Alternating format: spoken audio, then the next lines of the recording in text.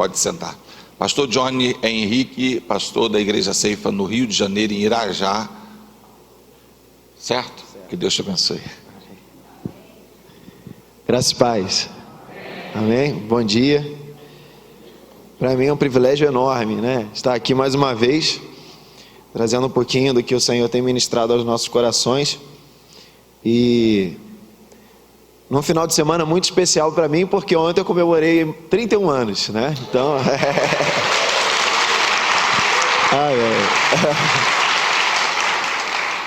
E logo de manhã minha esposa falou assim para mim: poxa, olha que algo especial que Deus preparou, né? Logo de manhã já estamos aqui louvando a Deus, escutando, né, a respeito das suas grandezas, e é algo tremendo, né? Vivermos todos os nossos dias aos pés do Senhor. A partir daquela transformação, nós vimos coisas enormes acontecendo, e às vezes começamos a pensar: puxa vida, chegou a hora de eu descansar, né? Chegou a hora, caramba, porque afinal de contas eu já vi tanta coisa acontecer que não espero mais tantas coisas, não fico com o meu coração assim, esperando algo que seja maior, ou algo que ainda vá além do local aonde eu cheguei, e começo a viver a minha vida embasado naquelas coisas que eu já aprendi, naquelas coisas que eu já vivenciei. E esse povo foi chamado para esse lugar, e a partir daí Deus começou a trazer uma série de coisas que eles tinham que respeitar, introduzir no seu contexto, uma série de coisas que eles passariam a ter que realizar, visando a sua santificação, a sua aproximação de Deus, e começou a trazer, vamos colocar aqui entre aspas, algumas regras a serem seguidas acerca de como seria a sua vida a partir de então. Só que se até aí não era o único propósito de Deus trazer liberdade para aquele povo, não que isso não fosse importante, essas regras também não visavam limitar aquele povo acerca do que Deus queria fazer, ou da sua vida. Quando Jesus chega aqui na terra, o que ele viu foi algo muito distante do que estava no coração de Deus. Isso fica muito visível, fica claro para a gente, quando Jesus entra no templo e vê todas aquelas coisas acontecendo, né? Aqueles que estavam ensinando nem pouco interessado em colocar em prática, aquelas regras soando como mais um aprisionamento do que algo de liberdade.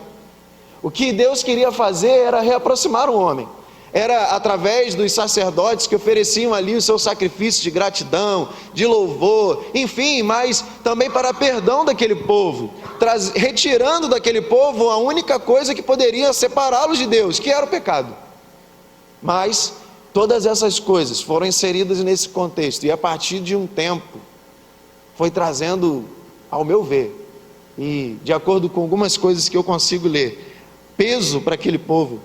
E quando Jesus chega, ele vê todas essas coisas acontecendo e começa a colocar em prática aquilo que de fato ele queria que acontecesse, não só naqueles dias, mas nos nossos dias, a partir da sua vinda. Jesus até disse que ele não veio revogar a lei, mas que veio cumprir, veio fazer acontecer o que estava escrito. E eu queria que você avançasse agora comigo lá em Apocalipse, aonde quase que o mesmo texto é dito e agora se estendendo às nossas vidas. Apocalipse.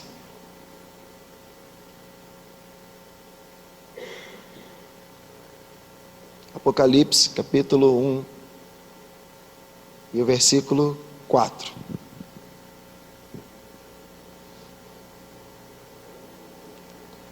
Apocalipse, capítulo 1, versículo 4.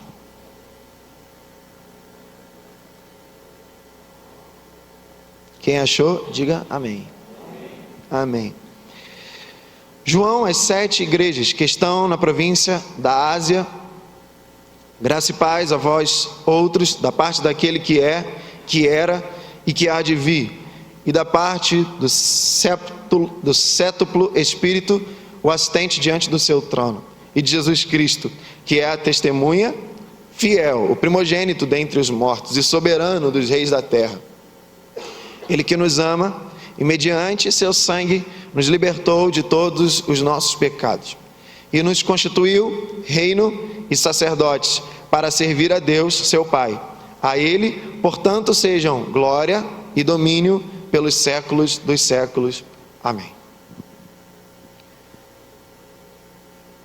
Quando nós aceitamos a Cristo, ou quando nós vimos algumas pessoas se chegando na igreja, nós às vezes cometemos o mesmo erro que foi cometido ao longo do tempo. Começamos a lhes apresentar uma série de regras, uma série de instruções, uma série de novos posicionamentos. Queremos tirar dessas pessoas seus costumes, as coisas que eles faziam até então, e denominamos como pecado, e queremos arrancar da vida delas.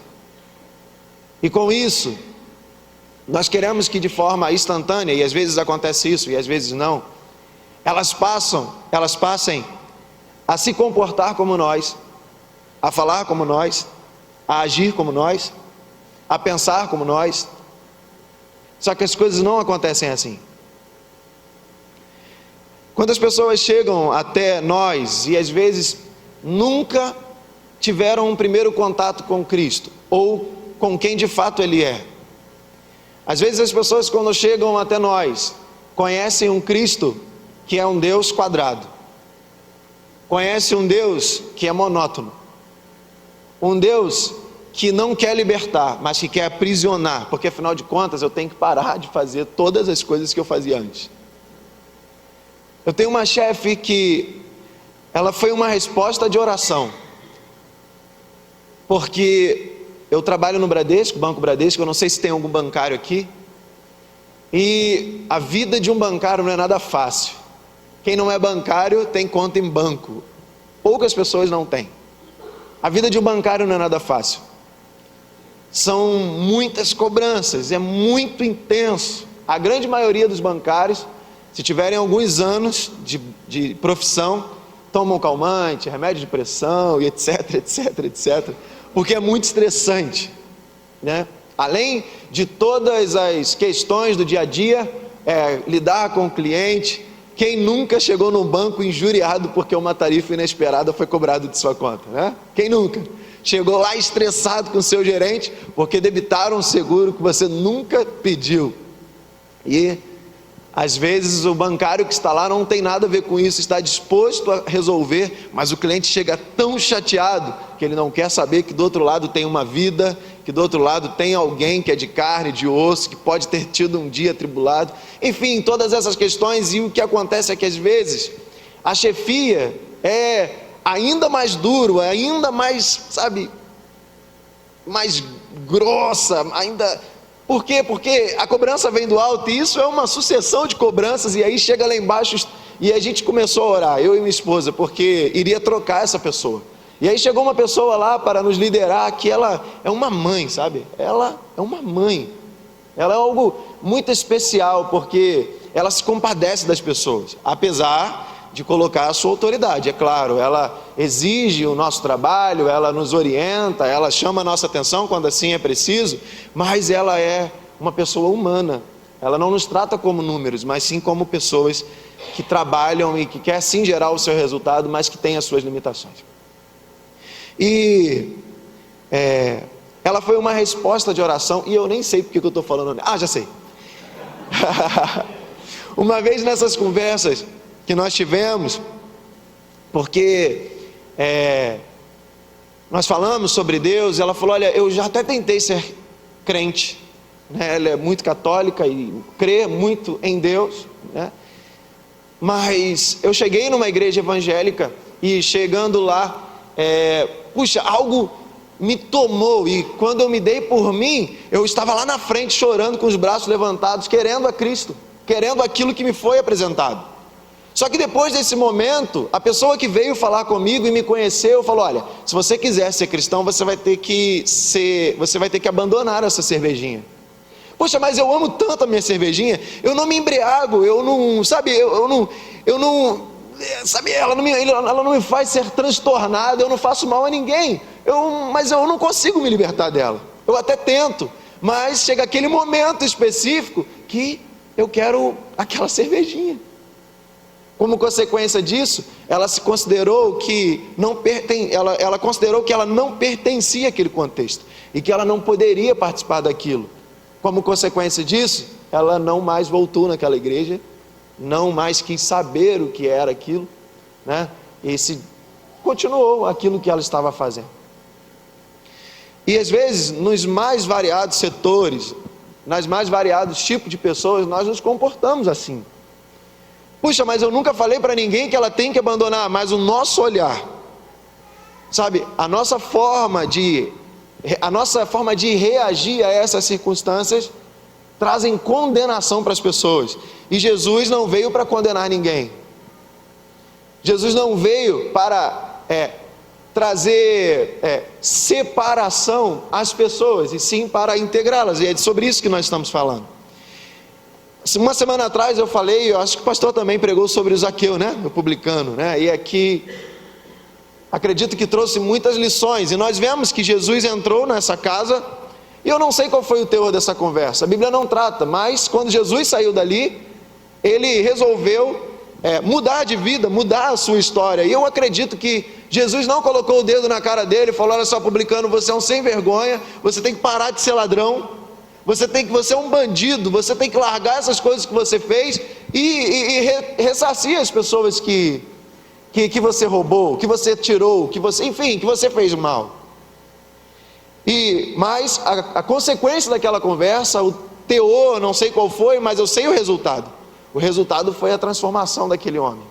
O resultado foi a transformação de uma família, porque a palavra diz que a salvação alcançou aquela casa. A salvação alcançou aquele lugar. Jesus não nos chamou para estar numa situação de julgadores de pessoas, de selecionadores de pessoas, de tentar reconhecer nas pessoas, de acordo com suas vestes, ou com a sua forma de pensar, ou com a sua forma de agir, se ela merece ou não o reino. Porque se formos agir assim, eu e você não mereceríamos o reino. Esse pastor que vos fala não teria a condição de estar aqui falando para vocês. Aquele povo que foi tirado do Egito não teria condição de ser selecionado pelo Senhor. Jesus não viria até nós se fosse pelo nosso merecimento. Jesus não teria te tirado desse lamaçal de pecado que te tirou e te limpou e te lavou, te trouxe até aqui num domingo de manhã, quando outrora, talvez nesse mesmo horário, você estaria chegando em casa, ou ainda se recuperando de uma ressaca. Se fosse pelos nossos merecimentos, se fosse por quem nós somos, nós definitivamente não entraríamos nos céus. Mas às vezes nós nos comportamos de forma a trazer merecimento às pessoas, primeiro, antes de tentar integrá-la no contexto de igreja. É claro que eu não estou falando sobre colocá-la em cima do ministério, ou executando alguma coisa, como muito bem o pastor Sandro trouxe ontem, nesse medo, na verdade, nesse risco que corremos, de colocar em nossos ministérios e trabalhando pessoas que não estão preparadas para tal. O pastor também trouxe ontem à noite, falando sobre, nos tempos antigos, quanto tempo deveria ser necessário para que as pessoas de fato pudessem ser inseridas depois de um tempo de discipulado. E isso é muito importante. O que eu estou querendo dizer é que nós, assim como Moisés, fomos chamados como sacerdote, e como sacerdote nós precisamos fazer as pessoas entender o que está acontecendo nos céus e integrá-las aqui na terra, para que a vontade do Senhor, que é soberana nos céus, seja soberana aqui na terra, e elas possam entender primeiro quem Deus é, para que elas possam entender quem Jesus é, e esse entendimento as leve a mudar de vida, e essa convivência com Deus, aliás, com Ele, os leve a mudar de vida, não porque elas são obrigadas a fazer, não, mas porque Jesus que agora mora no seu coração, tem as levado a fazer isso no seu cotidiano, fazer isso naturalmente, de forma maravilhosa, de forma nem natural, mas sobrenatural, apresentar às pessoas o que está acontecendo nos céus, porque está diretamente relacionado com o que está acontecendo aqui na terra. Deus, ele tira aquele povo, liberta aquele povo e entrega nas mãos de Moisés. E se formos lá em Êxodo mostrar, aliás, entender como Deus se mostrou, como Deus se apresentou para aquele povo, é algo tremendo. Antes de vir para cá, eu estava lendo e me deu vontade de chorar pela aquela manifestação de poder que aquele povo pôde contemplar. Aquela grandeza, aquela realeza, sabe? Aquela coisa maravilhosa, aquela voz como de trovão, que todos podiam escutar e fazia as suas pernas estremecerem. Aquele Deus que disse para Moisés que, além de ter todo esse esplendor, além de ter toda essa grandeza, ouviu o clamor de um povo que estava cativo, ouviu o clamor de um povo que estava aprisionado. E Deus tem ouvido o clamor de um povo aprisionado, amados. Deus tem ouvido um clamor de um povo que está distante, que está sendo destruído pela opressão, e agora não mais física, assim como daquele povo egípcio, mas de uma prisão, de um aprisionamento espiritual, que ainda é mais cruel do que eles experimentaram lá nesse tempo. Existe um povo que tem clamado por libertação, pessoas que têm construído os seus próprios deuses, e esses deuses são drogas, prostituição,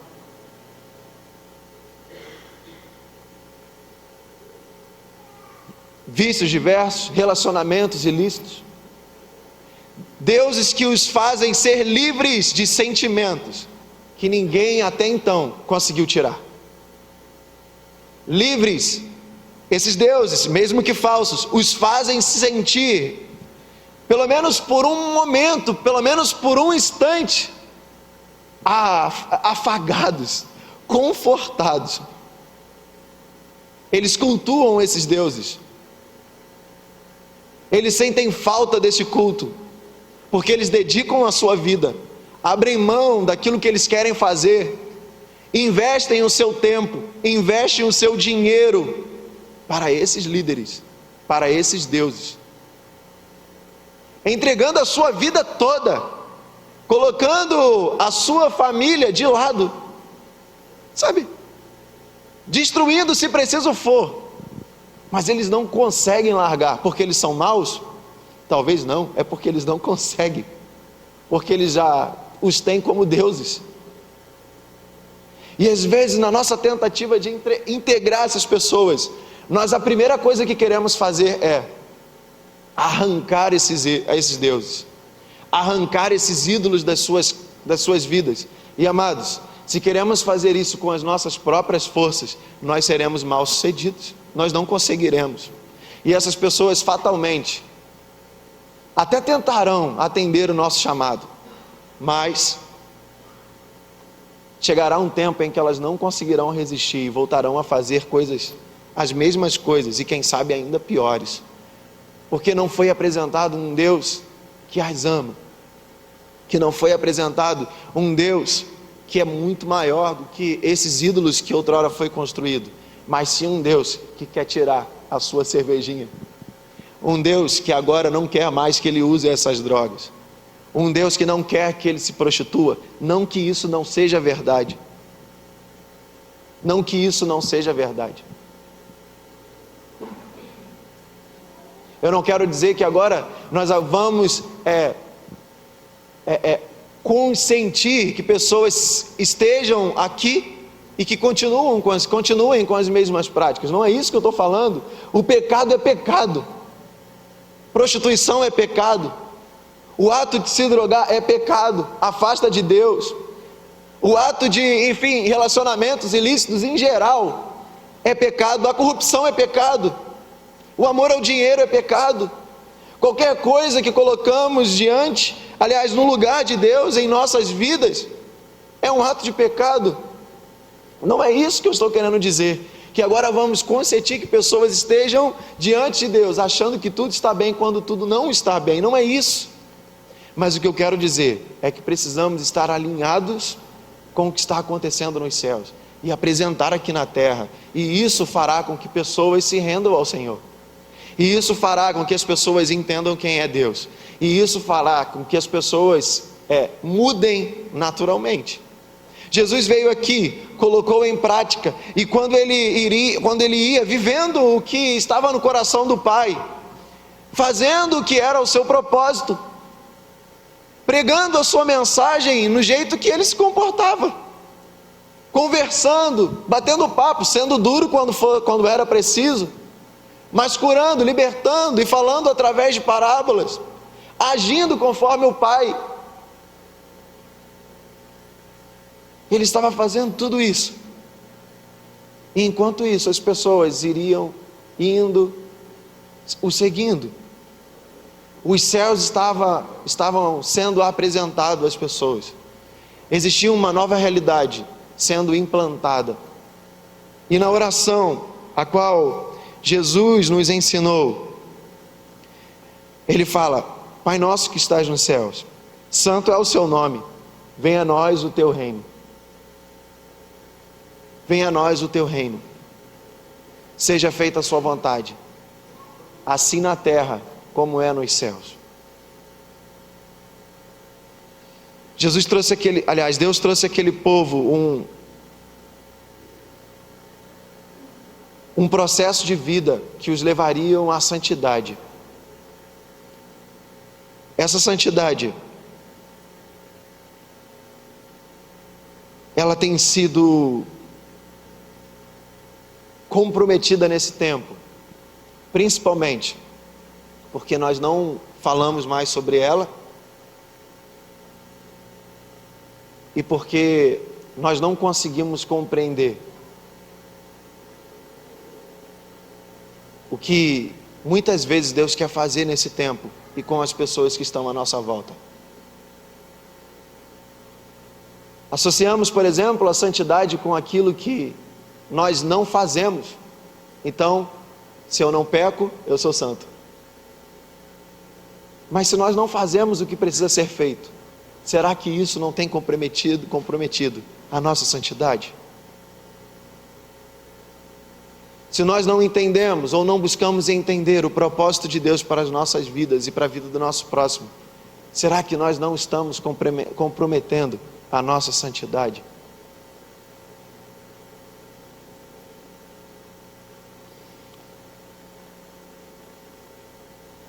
Precisamos entender o que está acontecendo. Precisamos trazer o reino dos céus para a vida das pessoas, e não cercá-las, e não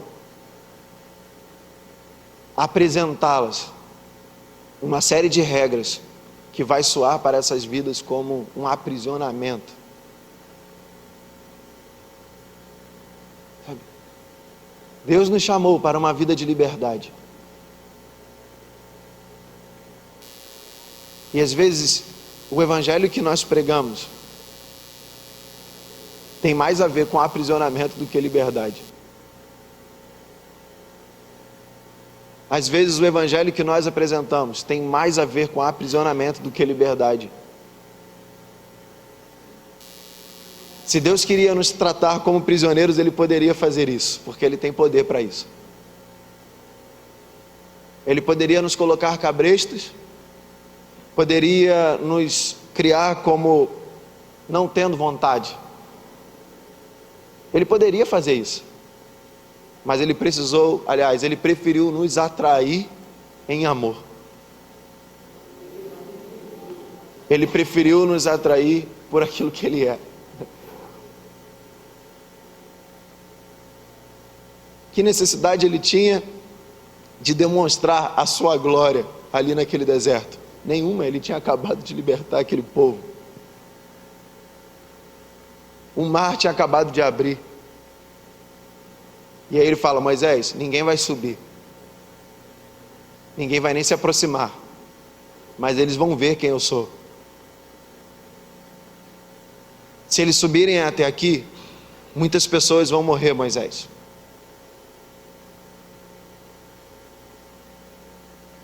Muitas pessoas vão morrer. E nós chegamos e colocamos muitas pessoas diante de Deus nesse tempo. E essa glória, e essa responsabilidade, e todo esse peso que colocamos nisso, tem matado pessoas, ainda nesse tempo.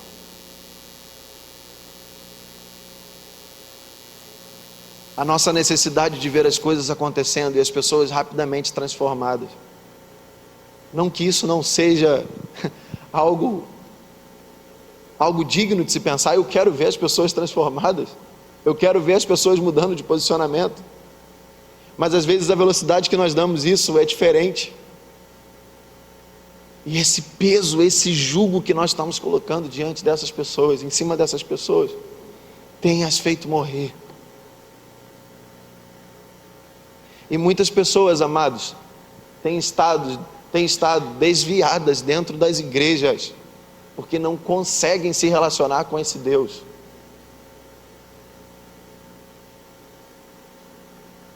Puxa vida, você tem certeza do que está falando? Eu tenho certeza do que eu estou falando. Existem muitas pessoas que estão do seu lado, mas que não estão mais diante de Deus. Quem sabe você que está aqui nessa manhã, e que lidera, e que fala em nome de Deus, e que canta, profetiza até.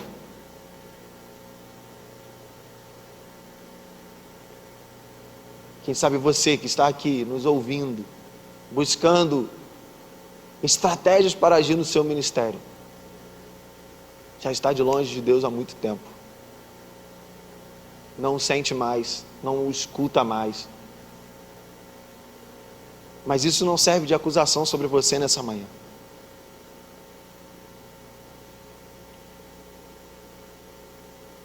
É uma responsabilidade muito grande. É sacrificante. É muito pesado, como foi dito ontem. Depende de muito esforço. Mas tudo isso não pode matar você. Tudo isso não pode ofuscar o que está acontecendo nos céus. Não pode. Porque o que está acontecendo nos céus tem que ser trazido aqui para a terra. Tem que ser manifestado aqui na terra. Há uma adoração acontecendo. E essa adoração precisa acontecer aqui. Deus é o centro lá. E Deus precisa ser o centro aqui.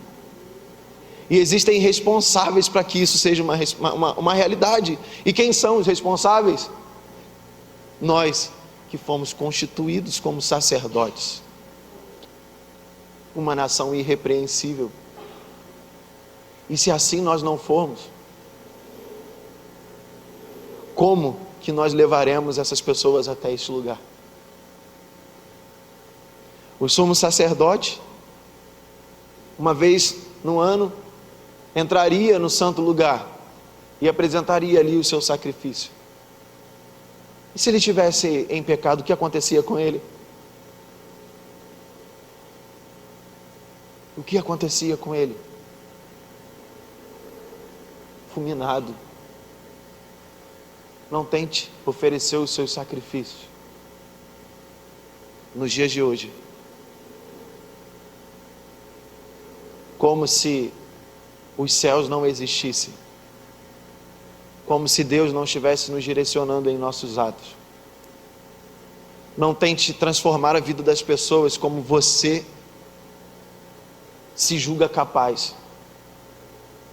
Não tente integrar as pessoas ao reino dos céus, ao reino. da sua maneira de enxergar as coisas. Porque por mais que os nossos pensamentos sejam muito bons, os pensamentos de Deus são maiores. Os pensamentos de Deus são melhores. Ainda é mais profundo o que Deus quer fazer. Ainda existem coisas a serem reveladas a você, a mim, à igreja do Senhor. O primeiro passo foi: Moisés, vai lá, tira esse povo e traz até este local. Quando chegou ali, foram abertos os olhos de Moisés acerca do que Deus estava chamando eles a fazerem. Eles foram chamados como propriedade do Senhor, algo precioso da parte de Deus, algo precioso. Eram os bebilozinhos, sabe, de Deus. Aquele povo não entendeu o que era isso. Não entendeu definitivamente, não entendeu o que era isso. Diversas vezes se desviaram da presença de Deus, construindo para si ídolos. E às vezes direcionados pela liderança. E a igreja do Senhor hoje tem constituído para si ídolos, que são os pastores que têm arrebatado grandes multidões, e as pessoas se chegam a alguns pastores em misericórdia por aquilo que ele pode oferecer. Querem estar perto deles por aquilo que eles estão fazendo.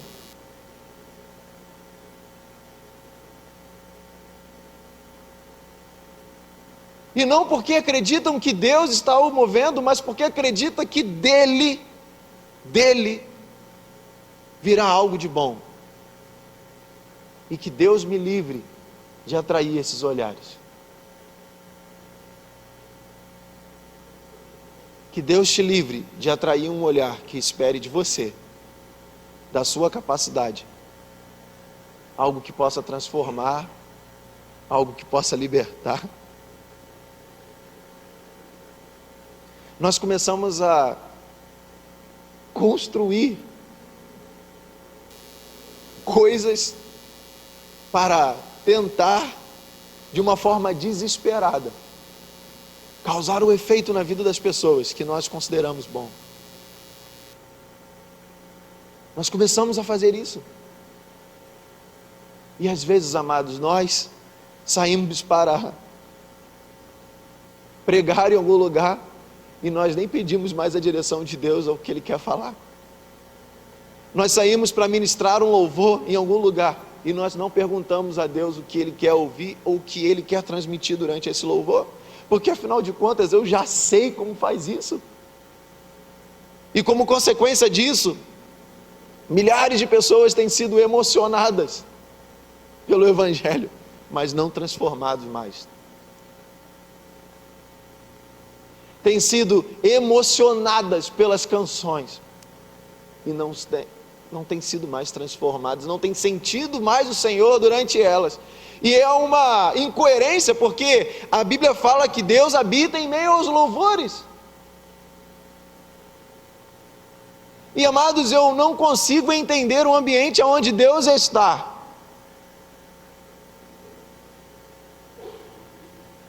Não consigo entender um ambiente onde Deus está se movendo e sairmos desse ambiente da mesma forma que entramos.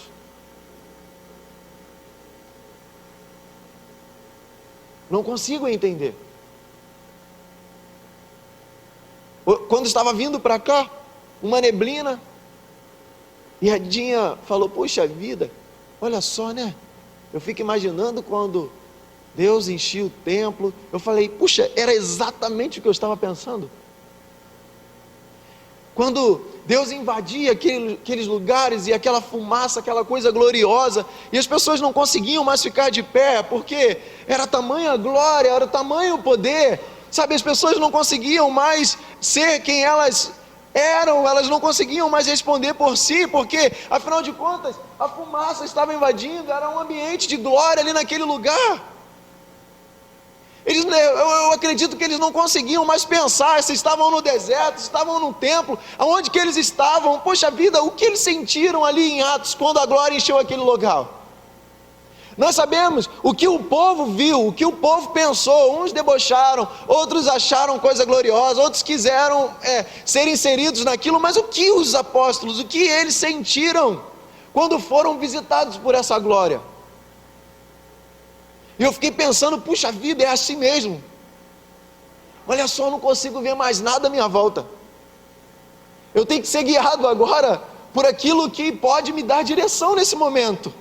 E aí liga o farol baixo, o farol de neblina, começa a encontrar os pontos de segurança da serra. Vamos lá, vamos direcionando, vamos devagarzinho. E quando somos tomados pelo Senhor, nós paramos de enxergar como nós queremos enxergar, como nós às vezes nos sentimos seguros enxergando, e começamos a ser plenamente dependentes do Senhor, e dizemos: Senhor, me guia, Senhor, me guia, porque senão eu vou cair nesse abismo, Senhor, me guia, senão eu vou arrebentar a minha face ali naquele muro, Senhor, me guia, porque eu não tenho mais direção, se não for pelo Senhor que me dá segurança, se não for pelo Senhor, se não for apenas pelo Senhor. O que te dá segurança de pregar o Evangelho? É o seu conhecimento? Tem alguma coisa errada agora. O que te dá segurança de ministrar o louvor, de ministrar a sua célula? É o seu conhecimento? Tem alguma coisa errada. A nossa rocha é Cristo. É Ele que é a nossa segurança. É nele que nós devemos confiar. É nele.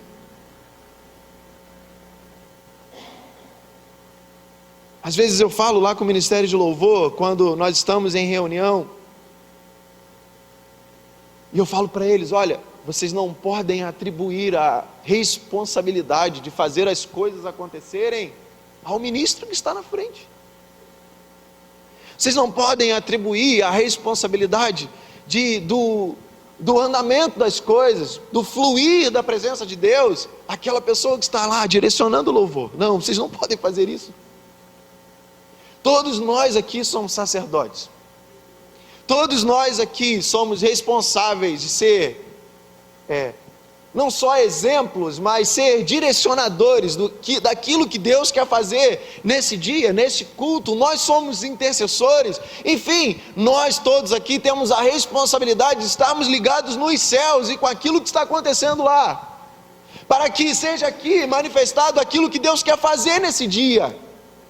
Então, enquanto estivermos começando o culto, você, batera, já esteja pedindo direção a Deus, se você deve ou não fazer aquela virada que, enfim, você gostaria muito de fazer. E baixista, não importa se você vai fazer um lindo solo hoje, o que importa é se durante o seu solo, o Espírito Santo de Deus vai estar fluindo através de você. Ô guitarrista, se preciso for, nem toque hoje, se isso for interferir naquilo que Deus está fazendo. Talvez Deus neste dia te chamou para interceder por um cara que entrou pensando em suicídio.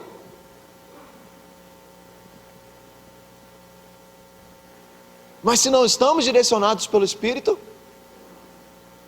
mas se nós não estamos ligados no que está acontecendo nos céus, corremos o risco de ter um culto tremendo para nós.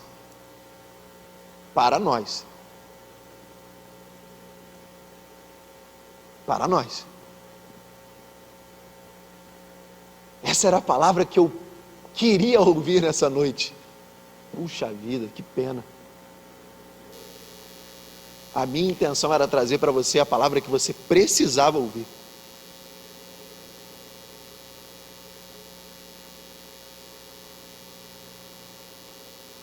Esses dias eu estava escutando um programa no rádio, e aí tinha uma senhora que ligou, aí foi sexta-feira, na 93, é um dia que os cantores vão lá e apresentam, logo pela manhã, o programa. E aí uma senhora ligou, falou: ah, que bom, era o Jairo Bonfim que estava lá.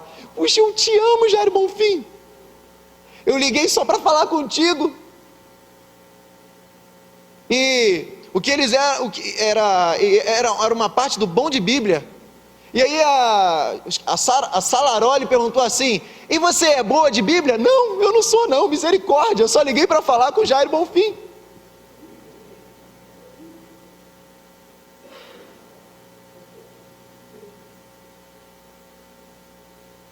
Nada contra o Jair Bonfim, eu não conheço. Ele até canta legal, né? Tem um agudo, o cara é bom. Mas esse é um nível de pessoas que nós estamos lidando nesse tempo. Pessoas que querem satisfazer. E aí eu volto. Às vezes o fato de deixarem de fazer o que estavam fazendo antes não significa que agora estão em Cristo. Apenas estão substituindo os seus ídolos. Agora não é mais o copo de cerveja, é o cantor que ela escuta toda noite. Não é mais o cigarrinho, mas é o pastor que serviu como seu amuleto agora. E quando ele está puro, ele não recorre a Deus, ele só recorre ao pastor. Ele não sabe fazer diferente. Não que o pastor não seja importante, não que o pastor não tenha que ser chamado, enfim, não é isso que eu estou querendo dizer. Eu estou querendo dizer que nós precisamos mas nós precisamos gerar frutos, pessoas que saibam que precisam recorrer a Deus, que tenham como ídolo o Senhor, que tenham como primeiro nome em suas cabeças em tempos de angústias o nome do Senhor Jesus, e não do seu cantor preferido. Hoje só o Thales vai me fazer chegar bem no trabalho. Bota o Thales, Senhor da minha vida. Não é Deus, né? Deus da minha vida, fica comigo. Não é o Thales que vai transformar o dia dessa pessoa, não é.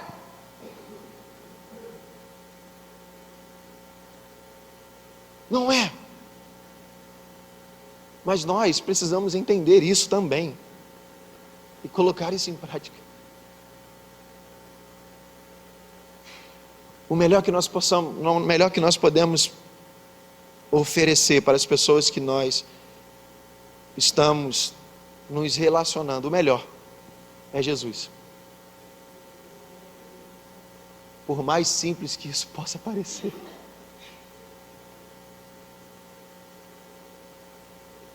Por mais simples que isso possa parecer.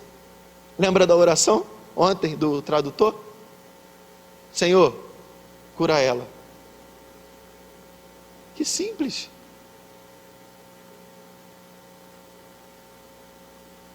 Era Jesus.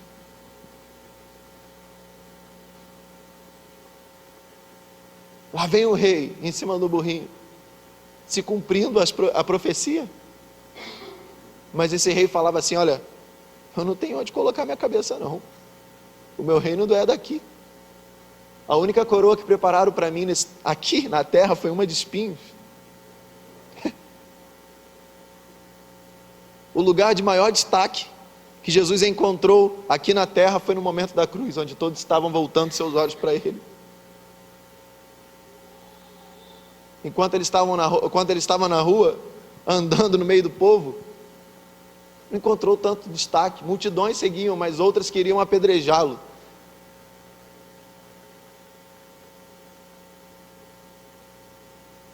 Existe um desafio para nós: fazer com que as pessoas sejam integradas com aquilo que já está acontecendo nos céus. Fazer as pessoas estarem integradas com aquilo que o Senhor está fazendo aqui na terra.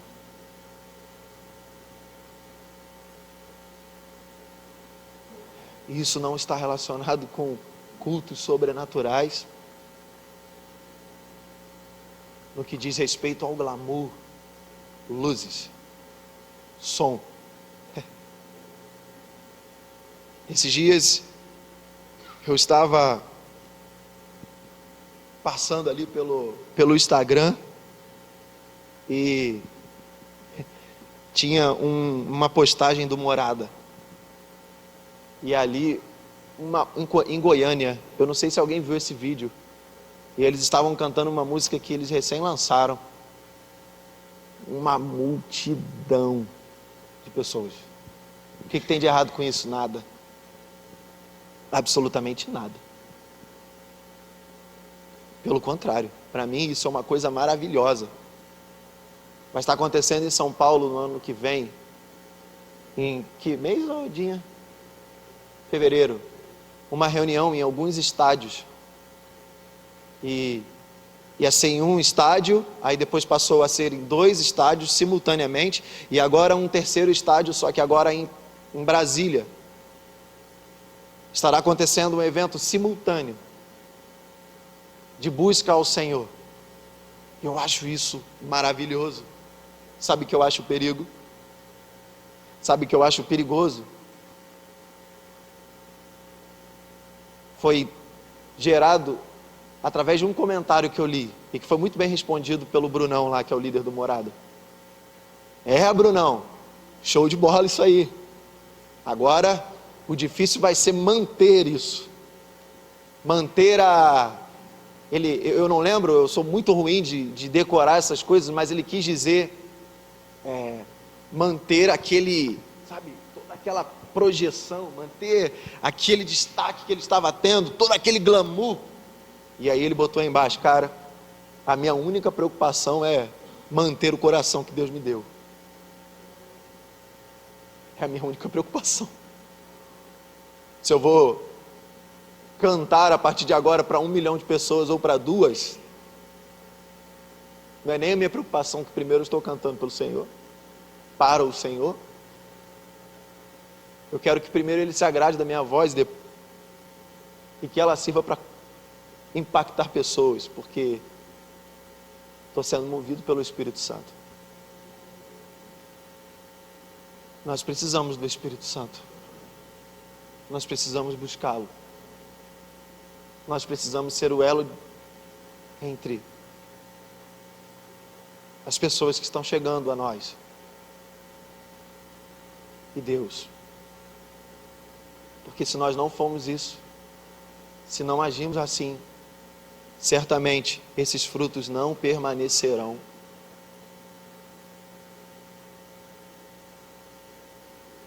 Eu queria que você ficasse de pé.